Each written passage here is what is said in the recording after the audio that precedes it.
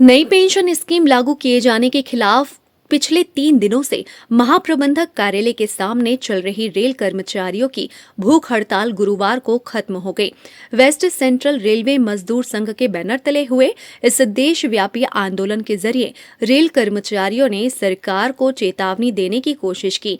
इस दौरान उन्होंने जबलपुर आई रेलवे बोर्ड की चेयरमैन जया वर्मा सिन्हा के जरिए भी अपनी बात सरकार तक पहुंचा दी है।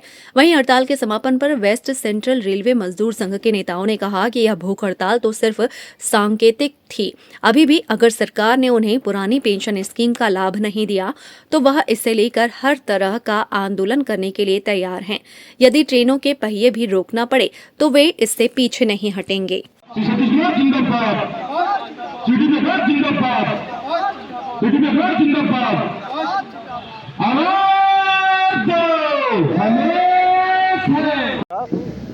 आज अंतिम और चौथे दिन भूख हड़ताल का आयोजन चल रहा है NFIR के आगमन पर, और देश में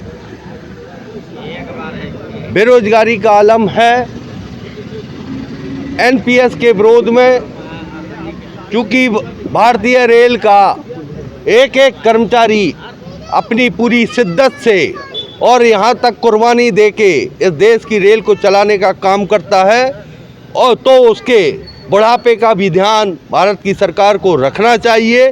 और यदि भारत की सरकार इसी तरह से कान में अपना उंगली डाल के बैठी रहेगी, हमारी मांगों को नहीं सुनेगी, हमारे हक को नहीं मानेगी, तो हम देश में रेल खड़ी करने का काम भी करेंगे। सर, तमाम लोग एक एक नहीं कई पेंशन पुरानी ले रहे हैं, तो क्यों नहीं हमारे लिए भी ये योजना लागू की जाए। या तो वो अपनी भी समाप्त कर लें तो ठीक है, हम भी मान जाएंगे, लेकिन ऐसा दोहरा चरित्र करके, ऐसी दोहरी नीति अपना के इसी की वजह से आज हम लोग 4 दिन से महाप्रबंधक कार्यालय के सामने कपकपाती ठंड में भी, कोहरे के बीच में भी, हाड़ तोड़ती सर्दी में भी हम लोग यहाँ बैठे हुए रहे और अपनी मांगों को बुलंद किया।